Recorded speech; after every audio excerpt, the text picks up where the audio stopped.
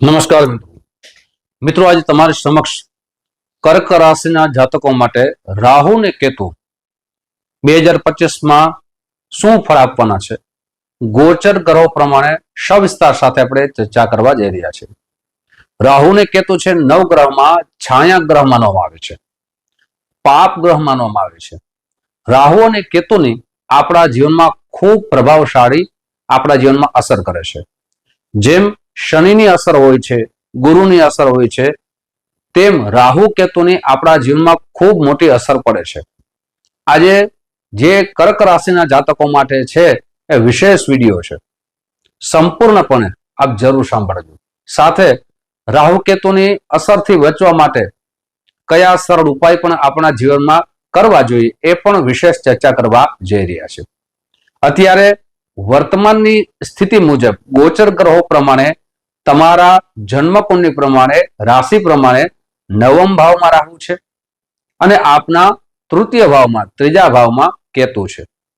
અત્યારે શું બની રહ્યું હશે, શું આગળ તમારા જીવનમાં વિશેષ લાભ મળશે, સાવધાની રાખવી એ વિશેષ ચર્ચા. સૌથી પહેલા નવમ ભાવ છે એ ભાગ્યનો છે, નવમ ભાવ છે ધર્મનો છે, નવમ ભાવ છે ઉચ્ચ શિક્ષાનો છે, નવમ ભાવ છે પિતાનો છે.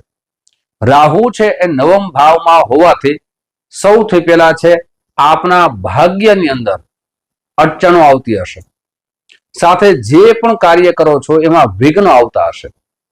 ભાગ્યનો કિસ્મતનો સાથ આપને નહીં મળતો હોય. ઉચ્ચ શિક્ષા માટે જે વિદ્યાર્થી બંધુઓ મહેનત કરે છે, જે પરિણામની આપણી ઈચ્છા છે એ પરિણામ આવતું નહીં હોય. સાથે પિતા સાથે આપના સંબંધોમાં વિવાદ થતો હશે, પિતા સાથે આપના જીવનની અંદર સંઘર્ષનો અનુભવ થતો હશે. ધર્મનું કોઈ પણ કાર્ય, માંગલિક પ્રસંગો આપના ઘરે વિઘ્નો આવતા હશે. માંગલિક કાર્યો કરવા માટે આપનો જે પ્રયાસ હશે એ સફળ થતો નહીં હોય. સાથે વિદ્યાર્થી બંધુઓ માટે કોઈ સ્કૂલમાં, કોલેજમાં અથવા વિદેશમાં આપણે જવાની ભણવાની ઈચ્છા હોય, આ પ્રયત્નશીલ હોવા છતાં એ પ્રયત્ન આપના સફળ થતા નહીં હોય. સાથે ત્રીજા ભાવમાં કેતુ છે એ સાહસ છે. ત્રીજો ભાવ ભાઈ બહેનનો છે એટલે ત્યાં કેતુની અસર પણ જોવા મળે છે. ભાઈઓ સાથે નાની નાની બાબતમાં ઝઘડા થતા હશે. સાથે આપ જે સાહસ કરો છો એ સાહસ પ્રમાણે, આપની મહેનત પ્રમાણે આપને સફળતા નહીં મળતી હોય. સાથે ત્રીજો ભાવ છે એ આપનો એમ કહી શકાય બુદ્ધિ સાથે જે સાહસ કરીએ એ પણ સફળતા નહીં મળતી હોય. મુસાફરીથી આપ કોઈ બિઝનેસ ચલાવો છો, એ મુસાફરીમાં આપને સફળતા નહીં મળતી હોય. સાથે કેતુની અસર જોવા મળે છે. પણ હવે શું થવાનું છે?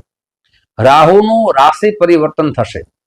રાહુ છે એક ભાવમાં, એક રાશિમાં 1.5 વર્ષ સુધી રહે છે.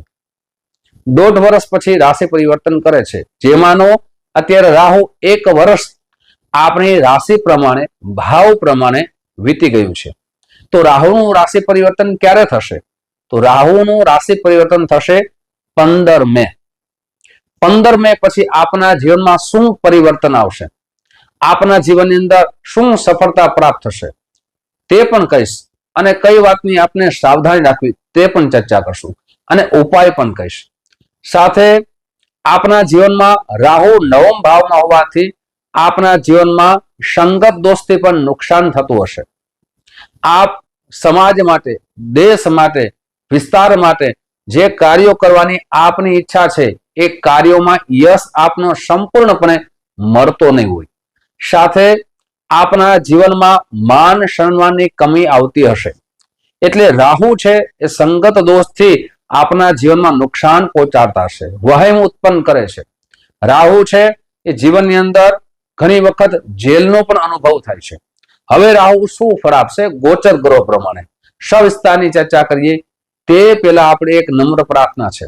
મારા નવા મિત્રો આ વિડીયો જોઈ રહ્યા છો, મિત્રો આ વિડીયો તમને ગમે તો જરૂર ને જરૂર લાઈક કરો, શેર કરો. સાથે મિત્રો જે પણ ચર્ચા કરીએ છીએ એ ચંદ્ર રાશિના આધાર ઉપર કરીએ છીએ, ગોચરના ગ્રહો ઉપર કરીએ છીએ. પણ આપની જન્મકુંડલી વિશે આપને જાણવું હોય કે કયા ગ્રહો આપની જન્મકુંડલીના શુભ છે, કયા ગ્રહો આપની જન્મકુંડલીમાં અશુભ છે, તો અહીંયા નંબર દેવામાં આવ્યા છે. એ નંબરમાં સંપર્ક કરવાનો સમય સવારે 10 વાગ્યાથી લઈ બપોરના 1 વાગ્યા સુધી છે, સાંજે 5 વાગ્યાથી લઈ અને રાત્રે 9 વાગ્યા સુધી છે. જન્મ કોને બતાવ્યું હોય તો આ નંબરમાં સંપર્ક કરશો એટલે આપને એપોઇન્ટમેન્ટ દેવામાં આવશે. ઓનલાઈન આપણે જન્મ કોને બતાવ્યું હોય, બહાર ગામ રહેતા હોય તો તેના માટે પણ વ્યવસ્થા રાખી છે. મારી ઓફિસ જામનગરમાં છે. જામનગરથી આજુબાજુના ગામ માટે રૂબરૂ આવવાનું રહેશે. સાથે જેની પાસે જન્મ તારીખ ન હોય, જન્મ સમય ન હોય, જન્મ સ્થળનું નામ ન હોય, એને પણ ચિંતા કરવાની જરૂર નથી. રૂબરૂ આવશો એટલે પ્રશ્ન કોણીના માધ્યમથી આપને દરેક વિશેષ ઉપાયો આપના પ્રશ્નો પ્રમાણે શાસ્ત્રોક્ત ઉપાય આપને બતાવવામાં આવશે. સાથે ઘણા બધા મિત્રો કેવલ રાશિ ફોન કરે ત્યારે અમારી રાશિ આ છે શાસ્ત્રીજી એમને કહો, તો રાશિ ઉપર આપના જીવનનું દરેક ભવિષ્ય કહી ન શકાય. રાશિની અસર છે એમ આપણા જીવનમાં ગ્રહોની એનાથી વધારે 70 થી 80% વધારે અસર છે. કેવલ એક ચંદ્ર ઉપર દરેક વસ્તુ કહી શકાતી નથી. અત્યારે જે પણ ચર્ચા કરીએ છીએ તેમાં પણ કહું છું કે બધા વ્યક્તિને બધી વસ્તુ લાગુ ન પડે. જન્મના ગ્રહોની પણ અસર જોવા મળે છે. ઘણા વ્યક્તિને 90% લાગુ પડે, ઘણા વ્યક્તિને 50% લાગુ પડે, તો ઘણા વ્યક્તિને 70% પણ લાગુ પડી શકે છે. એટલે આપણે રાશિ છે એ જન્મ કુંડળીનો એક ભાગ છે. એટલે જન્મ કુંડળી બતાવો તો એના વિશેષ ઉપાયો આપણે જણાવી શકીએ, આપણી સાથે ચર્ચા કરી શકીએ. કેવલ ફોન કરો મારી રાશિ આ છે તેના ઉપર બધું નિર્ભય થઈ શકતું નથી. ખાસ કરીને આપણે કહું છું મિત્રો, ઘણા બધા મિત્રોનો કોલ આવે છે કે અમારી રાશિ આ છે, તો રાશિ ઉપર બધું નિર્ભય ન હોય. જન્મ ગ્રહો, ગોચરના ગ્રહો પણ જોવા ખૂબ જરૂરી છે. મિત્રો હવે વાત કરીએ ખાસ કરીને કે હવે આપના જીવનમાં શું પરિવર્તન આવશે. રાહુ છે આપના અષ્ટમ ભાવમાં આવશે 15 મે. સાથે એ પણ ખૂબ ખુશીની વાત છે કે શનિ ભગવાન આપની પનોતી પૂર્ણ થઈ ગઈ છે, એટલે પૂર્ણ થશે 29 માર્ચથી. એટલે એ પણ ચિંતા કરવાની જરૂર નથી. કેતુ આપના બીજા ભાવમાં આવશે. હવે રાહુ અષ્ટમ ભાવમાં આવવાથી ભાગ્ય ઉદિત થશે. ઉચ્ચ શિક્ષા માટે જે મહેનત કરો છો એનું પરિણામ સારું આવશે. આપ કોઈ પણ જગ્યાએ જ્યાં ભણવાની, અભ્યાસ કરવાની આપની ઈચ્છા હોય એ પૂર્ણ થશે. પિતા સાથેના સંબંધોમાં સુધારો થશે. સાથે આપ નવું કોઈ કાર્ય કરો, એ કાર્યમાં આપ સાહસ કરો, તેમાં પણ સિદ્ધિ મેળવવાના યોગ નિર્માણ થઈ રહ્યા છે. પણ આપને સાવધાની કઈ વાતની રાખવાની છે? રાહુ બીજા ભાવમાં આવવાથી, બીજો ભાવ છે એ વાણીનો છે, બીજો ભાવ છે પરિવારનો છે. આપની વાણી ઉપર કંટ્રોલ રાખવો ખૂબ જરૂરી છે. કેતુની અસર જોવા મળે, વાણીથી ઘણું બધું નુકસાન થઈ શકે છે.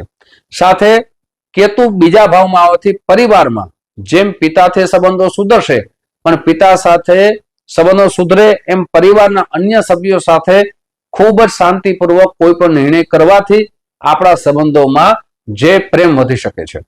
હવે ખાસ કરીને ધન બાબતમાં બીજો ભાવ ધનનો પણ માની શકાય છે. આપની પૈસાની લેણ દેણ કરતી વખતે, એટલે કોઈને ઉધારીમાં દેવા વખતે સાવધાની રાખવી ખૂબ જરૂરી છે. હવે વાત કરીએ ઉપાયની, કે આપને કયા ઉપાયથી રાહુ કેતુ આપના જીવનમાં સારા ફળની પ્રાપ્તિ કરાવે.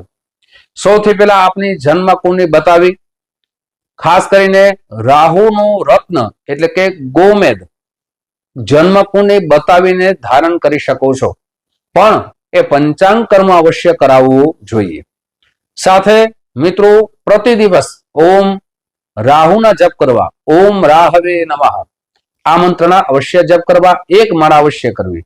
ગણપતિ ભગવાનની ઉપાસના કરવી, ગણપતિ અથર્વશીર્ષના પાઠ રોજ કરવા આપના માટે ઉત્તમ બની શકે છે. સાથે બુધવારના દિવસે લીલા રંગની વસ્તુનું દાન કરવું, અન્નનું દાન કરવું, અને બુધવારના દિવસે ખાસ ગણપતિ ભગવાનના દર્શન કરવા. તમારા ઘરે ગણપતિ ભગવાનની પૂજા કરતા હોય તો તેની માથે દુર્વા અવશ્ય ચડાવવી. આ રીતે કરવાથી આપના જીવનમાં રાહુ કેતુનું શુભ ફળની પ્રાપ્તિ થઈ શકે. મિત્રો આવી જાણકારી તમારે સમક્ષ મૂકતો રહીશ. આપ જે પ્રેમ આપો છો એ પ્રેમ બદલ આપ સૌનો હૃદયથી ખૂબ ખૂબ આભાર વ્યક્ત કરું છું. ફરીથી મળશું. જય શ્રી કૃષ્ણ. મહાદેવ હર.